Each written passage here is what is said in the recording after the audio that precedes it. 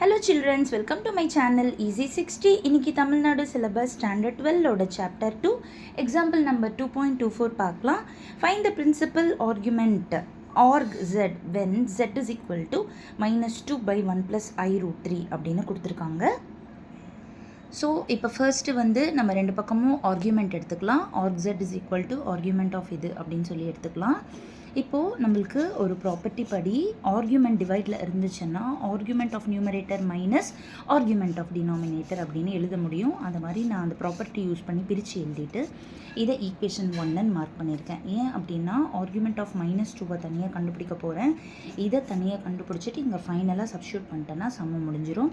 இப்போ argument of -2 இங்கே பார்த்தீங்கன்னா இதில் ரியல் பார்ட்டு தான் இருக்குது, இமேஜினரி பார்ட் கிடையாது. ஸோ ரியல் பார்ட் வந்து காஸ் தீட்டா வந்து நெகட்டிவில் இருக்குது, சைன் தீட்டா வந்து பாசிட்டிவில் இருக்குது. அப்போ நம்மளோட கிராஃபில் போய் செக் பண்ணி பார்த்தோம்னா சைன் தீட்டா எப்போ பாசிட்டிவ்னா செகண்ட் குவாட்ரண்ட்டில். So theta lies in second quadrant. தீட்டாவில் அதோட வேல்யூ வந்துட்டு பை மைனஸ் ஆல்ஃபா.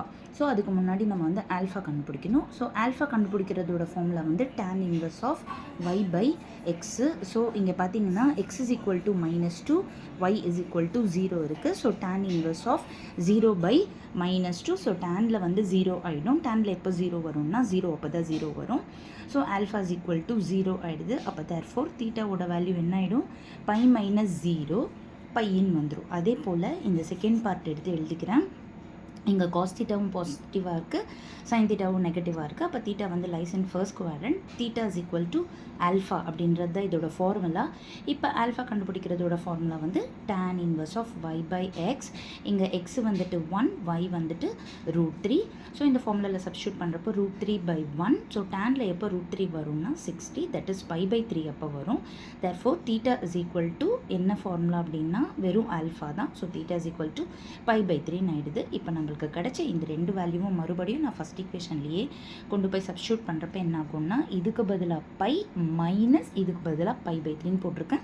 எல்சிஎம் எடுத்த பிறகு 3π minus pi by 3 which is 2π pi 3. Therefore அவங்க கேட்ட principal argument is equal to 2π pi 3.